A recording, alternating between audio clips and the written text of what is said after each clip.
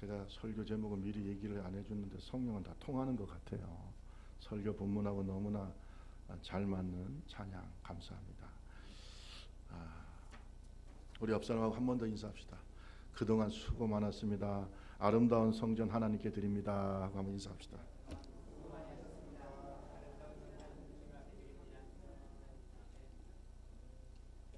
지난주에 우리가 풍성한 천국 잔치를 열고 많은 주의 종들이 와서 축복하고 또 나갔던 분들도 와서 함께 예배하는 이런 좋은 일이 있었습니다.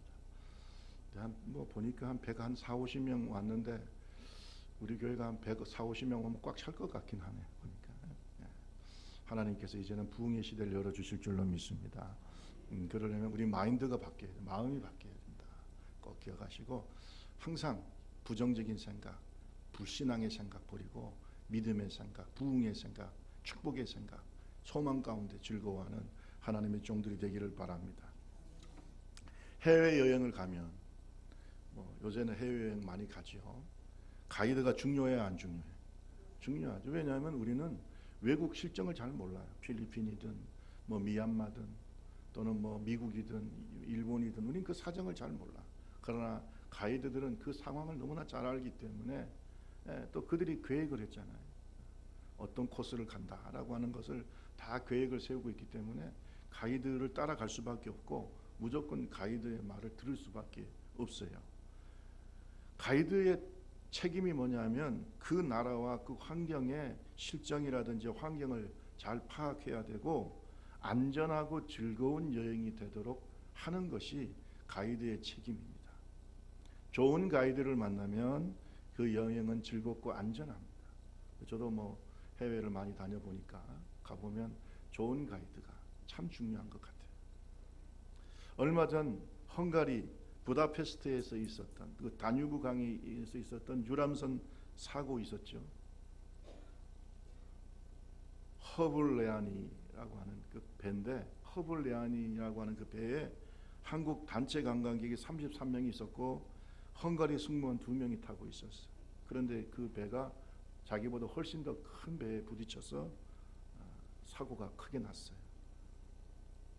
그 당시 다뉴브 강에는 많은 배가 있었고 또 날씨도 좋지 않았다라고 하는 환경적 요인이 있지만은 그럼에도 불구하고 이 허블레아니를 운전하는 선장이나 그 배를 충돌한 그 배나 선장들이 안전규칙을 잘 지켰는가, 그리고 배에 탄 사람들에게 그런 것을 정확하게 숙지를 시켰는가라고 하는 이런 안전 문제에 대해서 문제가 있었다라고 하는 정황이 속속이 드러나고 있어요.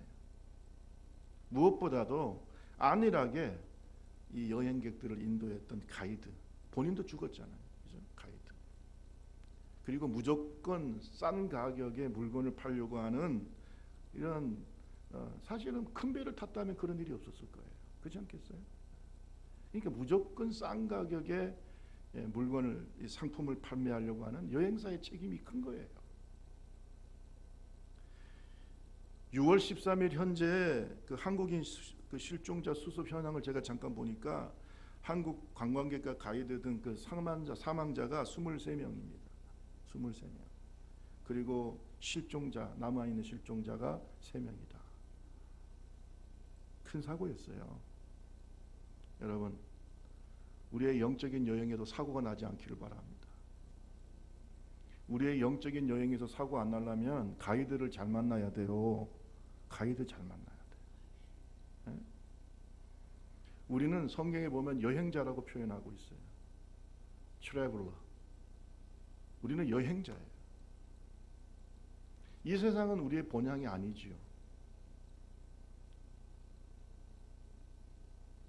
본향을 향해서 우리는 가고 있는 나그네 순례자라고 성경은 말씀하고 있습니다. 베드로전서 2장 11절에 보면 사랑하는 자들아 거류민과 나그네 같은 너희를 권하노니. 뭐 같은? 나그네 같은. 나그네는 여행자라는 거거든. 나그네 같은 너희를 권하노니 영혼을 거스려 싸우는 육체의 정욕을 제어해라. 이렇게 얘기하고 있어요. 베드로전서 1장 17절에도 사랑하는 외모로 보지 않고 각 사람의 행위로 심판하시는 이가 너희가 아버지라 부른즉 너희가 나그네로 있을 때를 두려움으로 보내라. 따라합시다. 나그네로 있을 때 두려움으로 보내라. 예, 나그네로 있을 때 너희가 지금 나그네라는 거야. 여행객이라는 것입니다. 가이드 잘 만나야 돼. 우리 옆 사람하고 얘기합시다. 가이드 잘 만납시다. 빨리 하세요. 만나면 지옥 갑니다. 지옥 가요. 저도 어떻게 보면 여러분의 가이드라고 할 수 있고, 또 우리에게는 영원한 가이드가 있어요. 정말 본질적인 가이드. 누굴까요? 성경 말씀에 보니까 성령이라고 말하고 있어요. 여러분, 이 세상은요, 성령의 인도함을 받는 자들과 세상의 영인 악령의 인도함을 받는 두 종류가 있어요. 가이드 잘못 선택하면 큰일 나는 것이죠. 세상 영인, 세상 신인 마귀가 지금도 수많은 사람들을 가이드하고 있어요. 어디로 가이드하고 있어요? 필망이에요. 필망. 가이드. 어떤 때는요, 광명한 천사의 모습으로 가이드를 해요. 분별 잘못하고 가이드 잘못 선택하면 이렇게 망하는 것입니다. 성령께서 예수 그리스도의 십자가의 깃발을 두고 나갈 때 우리는 그 깃발을 잘 보고 잘 따라가야 돼. 안 그러면 길을 잃어버려요. 가이드 잘못 만나면 안 돼요. 대학교에서는요, 특히 박사과정에 있는 학생들은 지도교수 잘못 만나면 큰일 나는 것이에요. 좋은 가이드를 만나야 돼요. 좋은 선생을 만나야 되는 거예요. 지난번에 우리 교회 리모델링 감사 예배를 드릴 때 이명희 교수님이 오셨죠. 저는 제가 이 땅에 사는 동안에 많은 축복이 있었지만 그 중에 하나의 큰 축복은 좋은 학문의 가이드를 만나서, 남이 잘 될 때 하면 안 하는 것도 그냥 좀 아멘 좀 해보세요. 그렇잖아요. 예. 저는 제 신앙뿐만 아니라 제 학문에서도 좋은 가이드를 만났어요. 그래서 제가 지금까지 공부할 때도 굉장히 지금도 좋은 가르침을 주시고 계십니다. 여러분은 어떠세요? 여러분이 지금까지 인생을 살아오는 동안에 여러분에게 좋은 영향을 준 좋은 영적인 가이드도 있고 선생도 있을 줄로 믿습니다. 있을 거예요. 근데 여러분, 본질적으로 제일 좋은 가이드는 성령이다. 성령의 인도함을 받는 사람이다. 우리 다 같이 8장 14절 한번 읽어볼까요? 8장 14절 다 같이 읽습니다. 시작. 무릇 하나님의 영으로 인도함을 받는 사람은 곧 누구의 인도함을 받아야 된다고요? 하나님의 영의 인도함을 받는 사람. 여기 얘기했잖아요. 하나님의 영의 인도함을 받냐, 세상의 영의 인도함을 받냐. 하나님의 영의 인도함을 받는 사람이 하나님의 사람이에요. 가이드가 누구냐? 그 가이드에 따라서 우리가 결정이 되는 거예요. 내가 누구를 따라가고 있느냐 지금. 성령의 인도함을 받는 사람들의 특징이 있어요.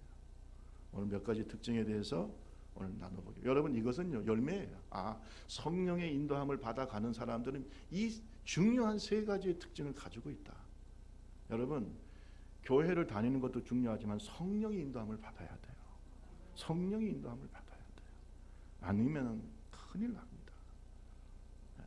다뉴브강에 있었던 그 사고, 그 가이드가 좋은 배로 인도했다면, 그 여행사가 좋은 배로 인도했다면 그 아까운 생명을 잃지는 않았을 거 아니에요. 그렇죠?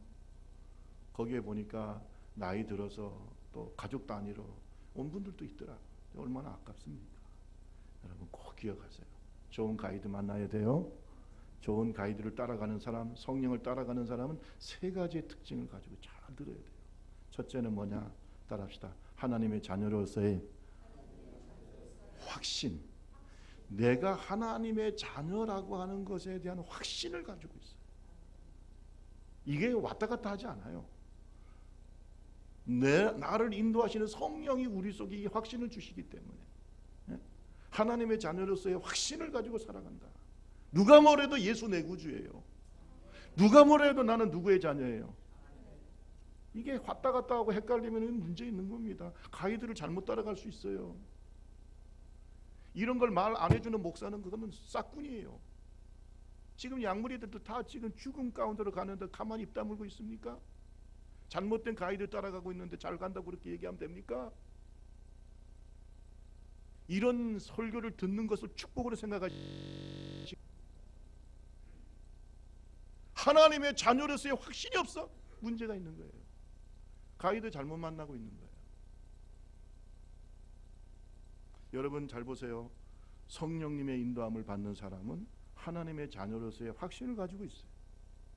왜냐? 성령님은 따라합시다. 양자의 영이시다. 양자의 영이라고 성경기로, 양자, the spirit of sonship. 하나님의 자녀로서 우리를 인도하시고 하나님의 자녀로서라고 영적인 정체성을 확실하게 가지게 하시는 그런 분이다. 여러분 누굽니까? 여러분의 소속은 어디입니까? 여러분의 가이드는 누굽니까? 생각하면서 사세요. 뜻없이 무릎 꿇지 마세요. 나는 지금 누구를 따라가고 있나요? 이 나그네 길을. 이스라엘 백성들은 누구를 따라갔을까요? 여러분 이스라엘의 영적인 지도자가 누굽니까? 모세죠. 모세는 누구의 인도함을 받았어요? 구름 기둥과 불 기둥. 그게 누구예요? 성령이잖아요. 여러분 누구의 인도함을 받습니까? 이 광야 같은 세상 속에서 누구의 인도함을 받냐? 우리의 영적인 아이덴티티, 정체성을 분명하게 하라. 분명하게 하라고. 나는 누구냐? 주님 말씀하십니다. 너는 누구냐? 예수님은 말합니다. 사람들은 나를 누구라고 하느냐? 이 질문에 대해서 대답을 하라 이거예요. 우리 다 같이 8장 14절에서 16절을 보세요. 8장 14절에서 16절 다 같이 읽습니다. 시작. 8장 14절부터입니다. 시작. 무릇 하나님의 영으로 인도함을 받는 사람은 곧 하나님의 아들이라. 너희는 다시 무소하는 종의 영을 받지 아니하냐. 양자의 영을 받았으므로 우리가 아빠 아버지라고 부르짖느니라. 성령이 친히 우리 영과 더불어 우리가 하나님의 자녀인 것을 누가 증언하신다고? 하나님의 자녀인 것을 누가 증언하신다고요? 성령이. 우리가 성령을 받았는데 이 성령이 내 영과 더불어 증언해. 확실하게. 이거는 빼도 박도 못하게 하는 거예요. 어디서 뭐 어떤 증거가 필요합니까? 성령이 내 속에서 증거하시는 거예요. 누구의 증거가 필요한 게 아니에요. 목사님 제가 구원받았냐 물을 필요가 없어요. 내 속에 있는 성령이 내 영과 더불어 증언하신다고 성경에 기록되어 있잖아요.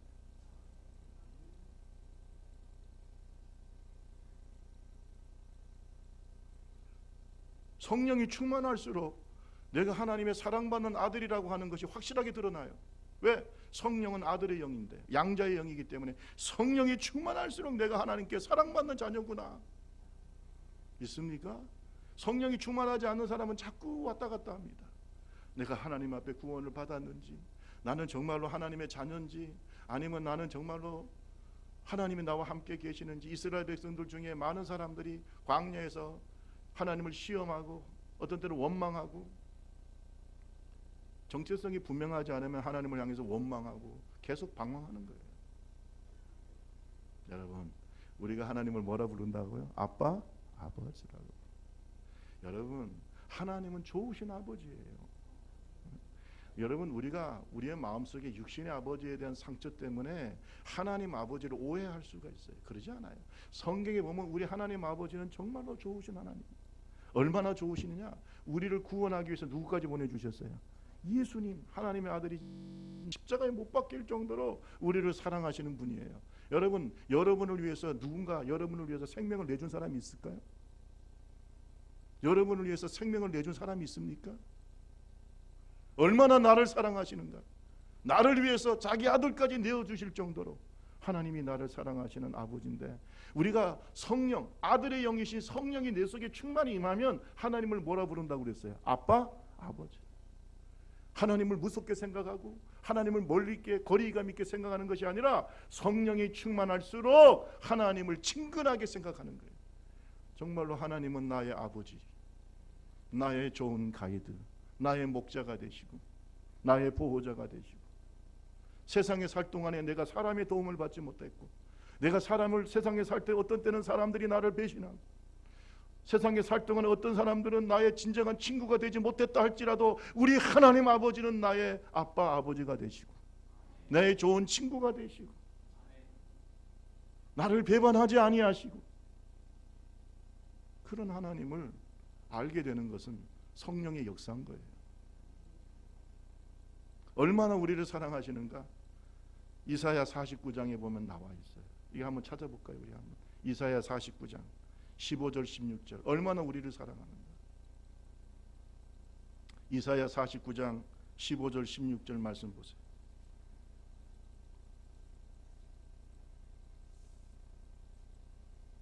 자, 찾으신 분이 크게 한번 읽어보세요.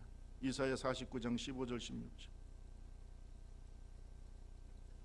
여인이 어찌 그 젖을 먹는 자식을 잊겠으며 자기 배에서 난 아들을 긍휼히 여기지 않겠느냐.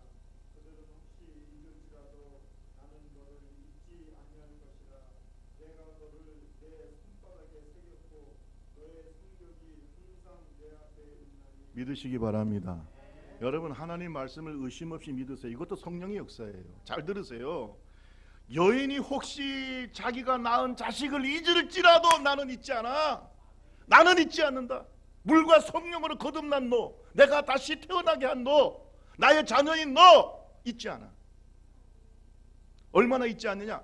내 손바닥에 너를 새겼어. 여러분, 우리가 급할 때 중요한 걸 쓸 때 어디서 써요? 손바닥에. 왜 써요? 손바닥에. 장모님 손바닥 왜 쓰세요? 잊어버리지 않으려고 손바닥에 씁니다. 주님이 김상백, 그래, 아멘 안 할 줄 알았어. 오수연, 김상백은 아멘 안 하고 오수연은 아멘 크게 하네. 오수연 집사님 인기가 그냥 좋네요. 예. 여러분, 오수연, 예? 예.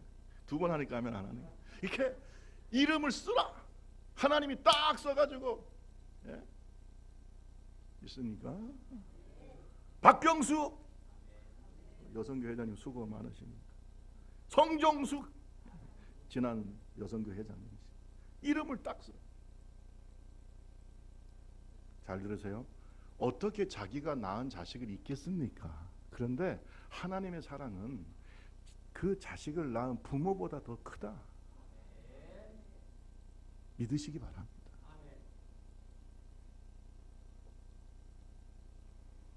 우리는 하나님의 자녀로서의 영적인 정체성을 분명히 가져야 세상을 이길 수가 있어요.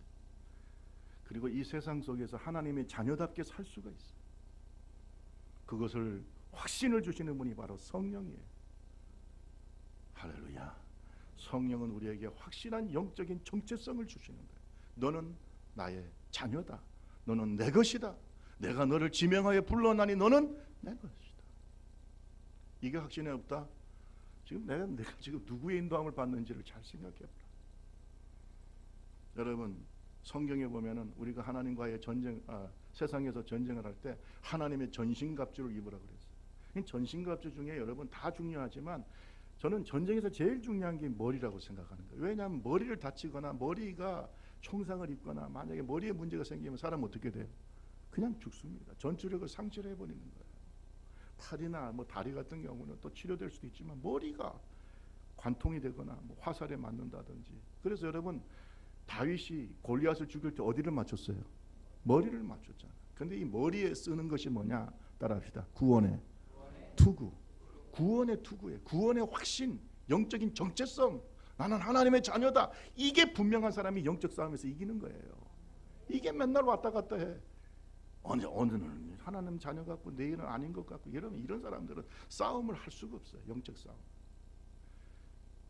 자, 참 요새 우리는 우리의 주적에 대해서 자꾸 헷갈리잖아요. 그죠? 지금 우리 군인들이요. 자, 지키다가 보니까 요새는 자꾸 우리 군인들도 주적이 헷갈리고, 예, 지금 뭐 이렇게 뭐 정체성 헷갈리니까 북한이 저게 뭐 배가 내려와도 이걸 잡아야 돼 말아야 돼 이러고 앉아 있잖아요. 이 전쟁이 되겠습니까? 이래가지고 전쟁 끝났어요? 예? 북한하고 전쟁 끝났습니까? 정신 차려야지. 근데 거짓말까지 하고 앉았어. 여러분, 불안해요, 안 불안해요? 하나님도 똑같아요. 네가 지금 하나님의 자녀라는 확신이 없는데 어떤 영적 싸움을 하겠냐고. 마귀하고. 우리 옆 사람에게 갑시다. 우리 정신 차립시다. 빨리 하세요. 교만해가지고 겸손할 줄 모르고. 너희가 전에는 어둠이더니, 옛날에 우리의 상태는 영적으로 어둠이었다. 마귀의 자녀였다 이 말이에요. 어둠이었고 마귀의 종이었어. 이제는 주 안에서 빛이라. 빛의 자녀들처럼 행하라. 할렐루야. 빛의 자녀예요. 영적인 정체성이 너는 빛의 자녀야. 오늘날 이 정체성이 분명하지 않으니까 죄를 지어도 마음에 가책도 없고 영혼에 각성도 없고, 여러분 이런 사람들이 우리 주변에 널려 있어요. 이것이 오늘날 한국 교회를 병들게 만들고 있어요. 영적인 정체성이 분명하지 않은 사람들 우리 교회에서 직분 맡을 생각하지 마세요. 있을 수가 없는 일이에요. 뭘 어떻게 한다는 거예요, 주의를. 여러분, 하나님의 영이 함께하는 사람은 내가 하나님의 자녀인 것을 성령이 증거하신다. 믿으시기를 주님의 이름으로 축원합니다. 두 번째로, 하나님의 성령의 인도함을 받는 사람의 특징이 뭐냐? 따라합시다. 거룩한 삶을 삽니다. 성령님의 인도함을 받는 사람은 거룩한 삶을 살아요. 왜냐하면 성령 자체가 뭡니까? 거룩한 영이에요. 거룩할 성자잖아. 거룩할 성. The Holy Spirit. 성령은 거룩한 영이에요. 여러분, 우리가 거룩해지는 것도 있지만요, 그 성령이 우리 속에 임하면요, 그 거룩함이 우리 속에 영향을 미치게 돼 있어요. 그게 성령의 열매 아니에요. 아멘. 아니, 나는 그래요. 성령이 충만하다고 하면서 거짓말을 해요. 그것도 습관적으로. 성령이 충만하다 하면서 하나님을 매 교회를 힘들게 만들고, 성령이 충만하다고 하면서 예수 그리스도에 대해서 대적하고. 여러분, 저는 그 사람을, 그건 어떻게 성령 충만이에요? 있을 수 없어요. 여러분, 성령 충만한 사람은 교회를 위합니다. 왜? 이 교회는 누구의 몸이에요? 성령 충만한 사람은 오직 예수가 나타나요. 성령은 누구의 영이에요? 예수예요. 성령 충만한 사람은 죄에서 세상에서부터 구별된 삶을 살아요. 어떻게 성령 충만한 사람이 죄를 밥 먹듯이 하면서 성령 충만하다고 말할 수 있어요? 말도 안 되는 소리 하지 말아요. 이거 어불성설인 거예요. 그래서 성령이 충만할수록 우리가 죄인이기 때문에 우리를 회개시키는 거예요. 따라합시다. 성령님은 우리를 거룩하게 하는 회개의 영이시다. 여러분, 회개하지 않고 이 땅에 살 수 있는 사람이 있냐고요. 제가 한번 물어볼게. 한번 생각해 보세요. 이번 한 주 동안 난 한 번도 생각이나 말로나 마음으로 죄를 안 지었다. 손 한번 들어보세요. 솔직히 주님, 생각할 때 내가 죄를 조금이라도 지은 것 같습니다. 손 한번 들어보세요. 손 안 드는 사람들은 뭔가요? 손 내리세요. 마음으로 들었죠? 네, 마음으로. 네. 저도 들었잖아요. 그런데 이것을 회개케 만드시는 분이 누구예요? 성령. 깨닫게 하시고 회개케 하시고 회개를 통해서 우리를 거룩하게 하시고. 근데 여러분, 예수 안 믿는 사람들은요, 신앙과 양심의 마비가 되어서 그런 회개가 있을까요? 없을까요? 없어요. 예수 안 믿는 사람들이 교회 안 온다고 회개합니까? 성령이 인도하심을 받지 않는 사람은 회개하는 게 없어요. 근데 여러분, 성령이 인도함을 받는 사람들은 끊임없이 나의 마음을 살피면서 내 속에 있는 죄를 고백하면서 예수 닮지 못하는 나의 모습에 대해서 항상 영혼의 무릎을 꿇고 회개의 눈물을 흘리는 거예요. 이것이 나를 뭐하게 하는 거예요? 거룩하게 만들어요. 이것이 성화인 줄로 믿습니다. 우리가 예수 믿는 순간에 예수님이 됩니까? 말도 안 되는 소리죠. 우리는 예수를 믿는 순간에 영적인 어린이고 어린 아이와 같이 부족하고 연약하고 많은 죄가 있어요. 여기에서부터 점점 예수를 닮아가는 그 과정이 성화인 줄로 믿습니다. 예? 그 성화의 과정 속에서 역사하시는 누구예요? 성령. 따라합시다. 성령은 나를 거룩하게 한다. 그래서 여러분, 기도할 때도 성령의 인격에 잠겨서 기도해야 돼. The baptism of the Holy Spirit. 기도라는 The prayer is the baptism of the Holy Spirit. 성령의 침례 속에 있는 거예요. 성령의 인격 속에 잠겨 있는 거예요. 그래서 그 성령의 인격 속에서 내가 하나님 앞에 기도하다 보면 성령이 나를 깨닫게 하시고 회개도 시키시고 예수 닮게 아멘 할 때까지 계속 할 생각이에요. 40일 금식 기도하고 난 다음에 또 죄 짓고 40일 금식 기도하고 난 다음에 거짓말하고 40일 금식 기도 왜 합니까? 남한테 자랑하려고 합니까? 여러분, 기도라는 것은 성령의 인격 속에 잠겨서 하는 거예요. 그래서 그 성령의 거룩하심이 나를 어떻게 해요?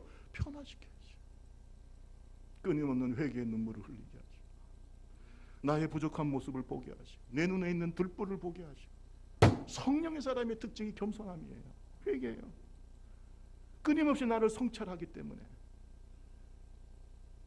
저 옛날에 남을 지적하기를 좋아하고 말도 많고 그랬어요. 솔직히 얘기할게요. 제가 옛날에는 좀 날카롭고 그랬어요. 지금 얼굴이 좀 여러분 둥글둥글하니까 그렇지만 옛날에는 제가 날카롭다는 얘기를 많이 들었어요. 얼굴이 사실은 조금 각이 졌어요. 옛날에 살이 많이 찌기 전에는.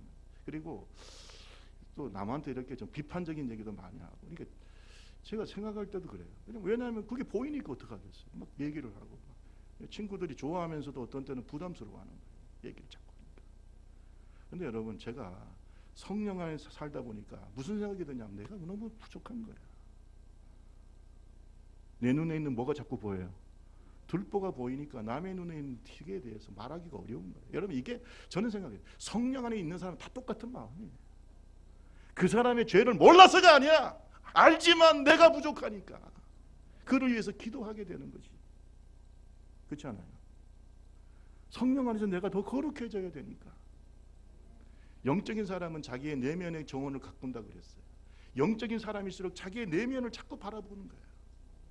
내 영혼의 정원이, 내 마음의 정원이 얼마나 거룩하고 아름다운지를 계속 보는 거예요. 그래서 남을 보고 세상을 바라보고 이거보다 내 속의 내면을 바라보게 되는 거예요.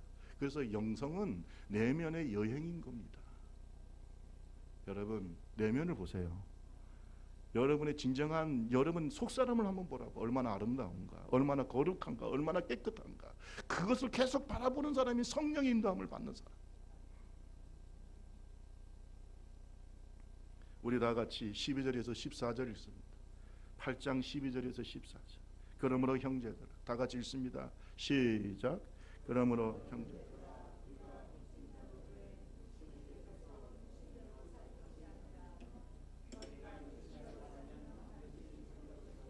영으로서 몸의 행실을 죽이면 살리니 무릇 하나님의 영으로 인도함을 받는 그 사람 곧 하나님의. 자, 이 말씀과 연결해서 계속해서 하는 말이 뭡니까? 성령이 충만한 사람은 육신대로 살지 않아. 몸의 행실을 죽여.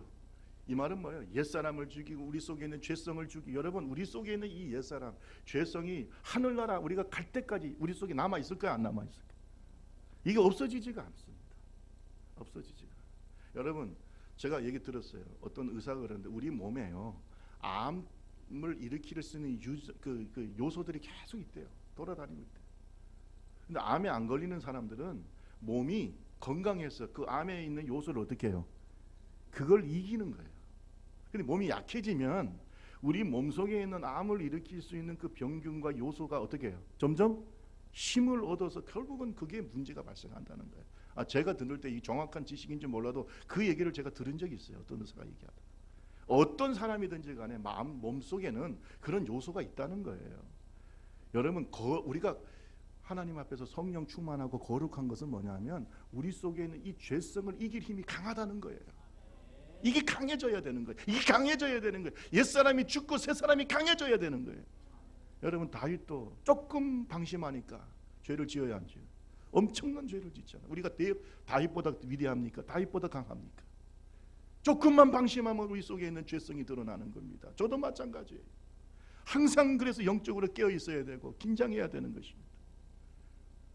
우리의 삶 가운데 죄를 유지할 요소가 얼마나 많습니까? 우리의 마음속에 하루에도 몇 번씩 미움이 일어납니다. 분노가 일어납니다. 여러 가지 세상의 유혹이 일어납니다. 어떻게 할 거냐? 계속 성령 충만해야 돼. 계속 성령 충만해야 돼. 성령의 인도함을 받아야 돼. 안 그러면요 우리는 넘어집니다. 쓰러집니다. 그게 우리예요. 성령 충만합시다. 성령의 인도함을 받자. 성령의 인도함을 받는 사람은 육신에 지지 않고 육신의 정욕을 이기고 몸의 행실을 이기고 하나님 앞에 거룩해지는 줄로 믿습니다.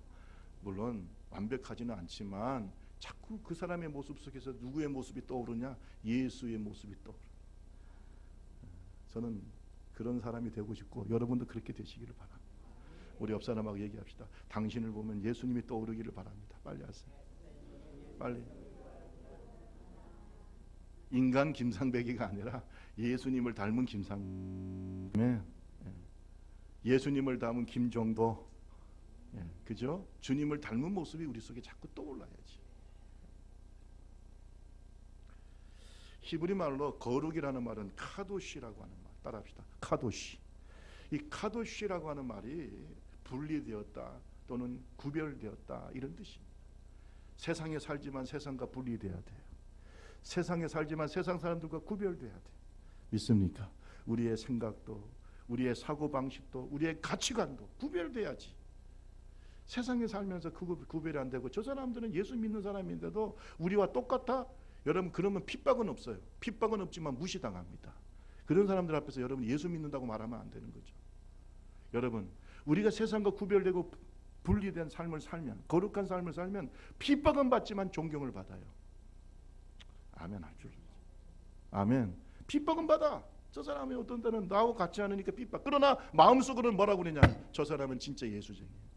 저 사람은 진짜 목사야. 저 사람은 진짜 장로야. 저 사람은 진짜 안수 집사야. 저 사람은 진짜 권사야. 할렐루야. 저 사람은 진짜야. 이런 얘기를 반드시 하게 돼 있어요.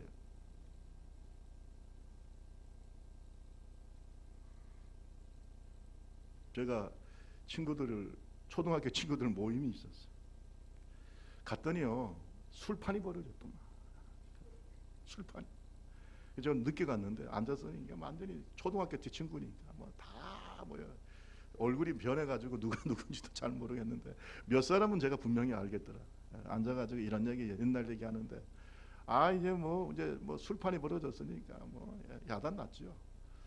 저는 처음부터 그래서 내가 목사라고 말하는 순간에 제 앞에 앉는 사람이 별로 없어요.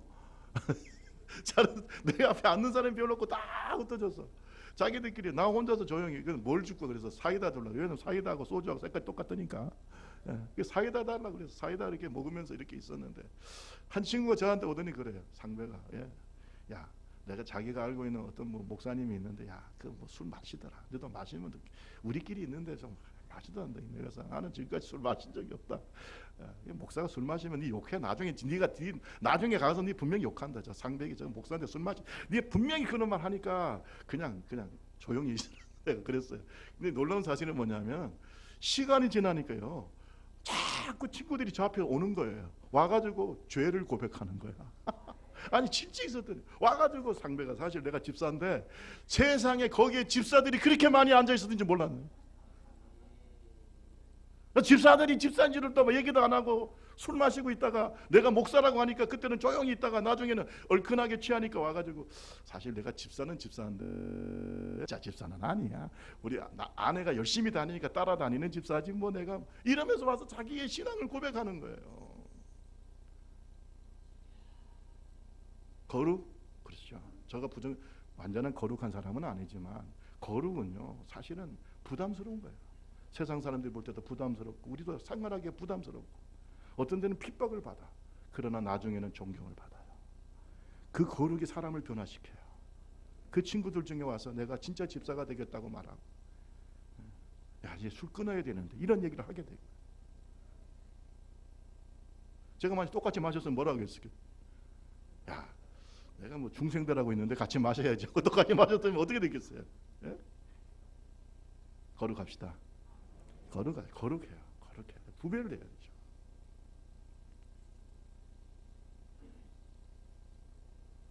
에베소서 5장 1절에서부터 보면은, 그러므로 사랑받는 자녀같이 너희는 하나님을 본받는 자가 되고 그리스도께서 너희를 사랑하신 것 같이 너희도 사랑 가운데 행하라. 음행, 온갖 더러운 것, 탐욕, 너희 중에 그 이름조차 부르지 말라. 이는 성도에게 마땅한 바니라.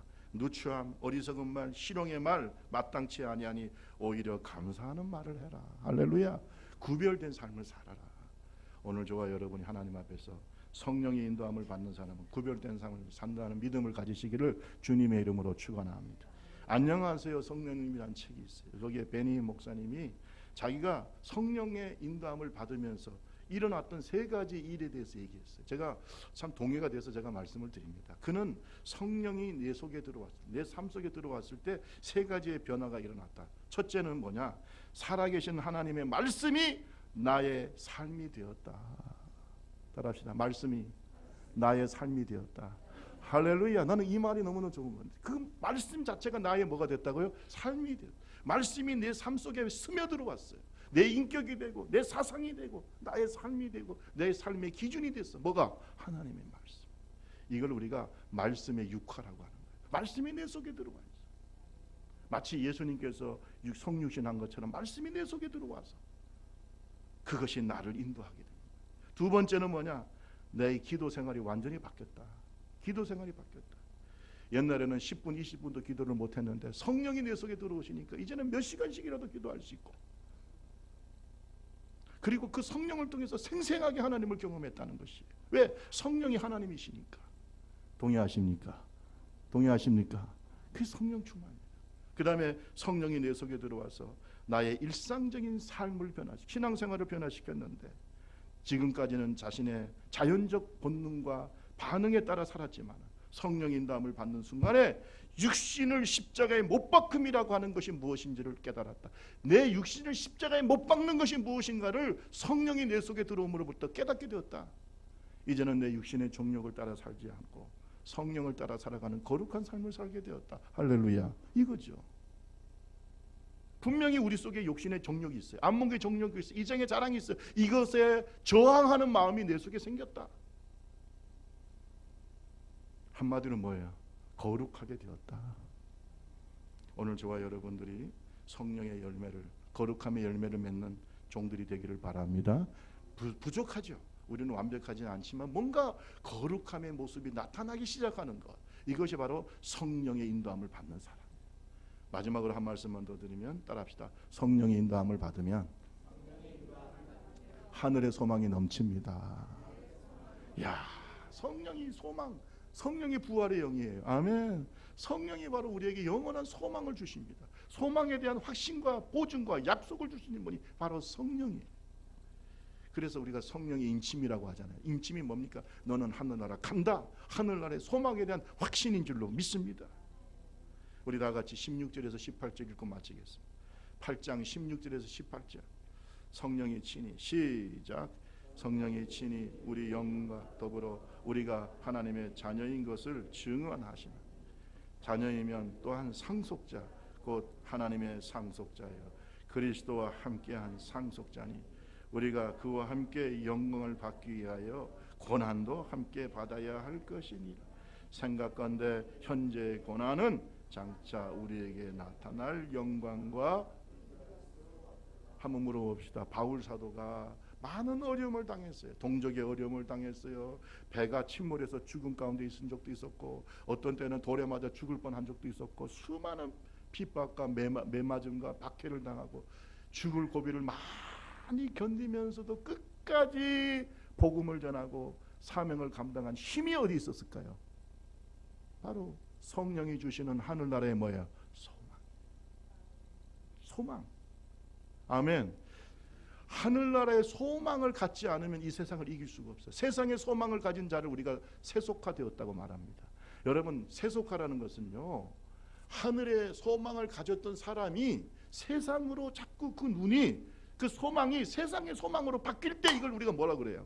세속화라고 얘기해요. 잘 들으세요. 우리의 눈이 우리의 발은 세상에 있지만 우리의 눈은 하늘의 소망을 바라보기를 주님의 이름으로 축원합니다. 하늘의 소망을 바라봐요. 하늘의 소망. 자꾸 땅만 바라보지 마세요. 세상만 바라보지 마세요. 돈이 여러분 그런다고 생기는 게 아니에요. 돈. 물론 돈이 좋고 중요하지만 돈만 바라본다고 돈이 생기는 게 아니야. 그거 누가 주셔야 되는 거예요? 하나님이 주시고. 하늘의 소망 받아봅시다. 하늘의 소망. 여러분, 우리는 하나님의 상속자, 하나님의 자녀니까 하나님의 상속자예요. 이것이 바로 하나님의 자녀가 누리는 권리이면서 축복이면서 영광인 줄로 믿습니다. 하늘의 상속자는요, 일시적이고 완전하고 불완전하고 죄악된 이 세상의 것들에 대해서 그렇게 부러워하지 않아요. 세상 사람 날 부러워 아니하여도 나도 역시 세상 사람 부럽지 않아. 예수님의 신부 될 것 생각할 때에 할렐루야 찬송이 저절로 나네. 소망이 우리를 이기게 하는 거예요. 소망이 세상을 부러워하지 않게 해요. 예? 그 소망을 누가 주신다고요? 성령이 주십니다. 소망을 가지세요. 이 소망이 우리를 순교도 할 수 있는 용기도 주시는 거예요. 여러분, 히브리서 11장 24절에서 26절에 보면 믿음으로 모세는 장성하여 바로의 공주의 아들이라 칭함받기를 거절하고 도리어 하나님 백성과 함께 고난받기를 잠시 죄악의 낙을 누리는 것보다 더 좋아하고 그리스도를 위하여 받는 수모를 애굽의 모든 부하보다 더 큰 재물로 여겼으니 이는 상 주시는을 바라봄이니라. 애굽의 모든 재물보다 하나님의 상이 더 크다. 이 세상의 어떤 영광보다 하늘나라의 영광이 더 크다. 지금 대통령 하시고 이런 분들 바라보면 대통령 끝나면 다 또 이상한 집으로 다 들어가는데 별로 부럽지가 않아요. 뭐 자리가 그 자리가 뭐 이렇게 좋은 자리겠어요. 여러분 그 어떤 것보다 하나님의 나라의 왕자요 공주라고 하는 이 하늘나라에 대한 소망을 가지시기를 주님의 이름으로 축원합니다. 세상 부럽지가 않죠. 하늘나라에 가면 더 큰 집도 있고, 물론 우리가 그렇다고 해서 현실 도피적으로 살라는 게 아니라 이 소망으로 현재를 이겨내는 하나님의 종들이 되기를 주님의 이름으로 축원합니다. 모세가 세상에 있을 때는 세상 사람과 똑같은 소망을 가졌죠. 세상에서 자기가 출세하고 왕자로서 출세하고 뭐 권력을 잡고 이런 생각을 했겠지만은 그가 호렙산 떨기나무 가운데서 하나님을 만났을 때 그의 소망이 하늘의 소망으로 바뀐 줄로 믿습니다. 그 소망이 바뀌어야 되는 거죠. 여러분 사울이 박해자였고 교회를 핍박할 때는 그가 교회를 박해함으로 세상의 권력과 명예를 추구했지만 그러나 부활하신 예수님 만나고 난 다음에 그의 소망은 세상에서 하늘나라로 바뀐 줄로 믿습니다. 이 소망이 바뀌어야 하나님의 사람이에요. 소망이 바뀌어야 돼요. 여러분 성령님은 우리에게 하늘의 소망을 갖게 합니다. 그래서 세상의 가치관과 다른 거예요. 저는 얘기를 하다 보면요, 저 사람에게 하늘의 소망이 있는지 없는지 좀 알 수 있는 게 뭐냐면 가치관을 보면 알 수 있어요. 가치관이 너무 세속적이에요. 얘기 들어보면 저 사람은 정말 하늘의 소망이 없는 사람이구나. 교회는 다니지만. 그런데 어떤 사람들은 좀 세상과 다른 가치관을 갖고 얘기하는 사람도 있어요. 성경적 가치관. 여러분 그 사람은 하늘의 소망을 가진 사람이에요. 아멘. 오늘 저와 여러분 이 소망을 갖고 사는 하나님의 종들이 되기를 주님의 이름으로 축원합니다. 성령님 좋으신 분입니다. 하나님이시며 우리를 인도하시는 좋은 목자이시며 좋은 가이드신 줄로 믿습니다. 성령을 따라가면 길을 잃지 않습니다. 성령을 따라가는 사람은 예수로 충만합니다. 성령으로 따라가는 사람은 거룩해집니다. 성령을 따라가는 사람은 하늘의 소망이 넘칩니다.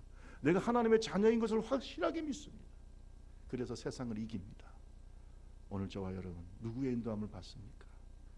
나의 주인은 누구고 나의 인도자는 누구고 나는 지금 누구를 따라가고 있는가?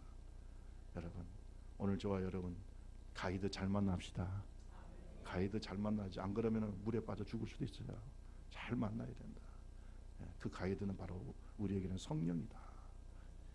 성령님은 하나님의 자녀로서 우리에게 확신을 주시고 성령님은 우리에게 거룩한 삶을 살게 하시고 성령님은 하늘의 소망이 넘치게 만드십니다. 다 같이 기도하겠습니다. 오늘 말씀 생각하면서 하나님 성령의 인도함을 받는 사람이 되게 해달라고 우리 오늘 말씀 생각하면서 우리 같이 한 음성으로 기도합니다.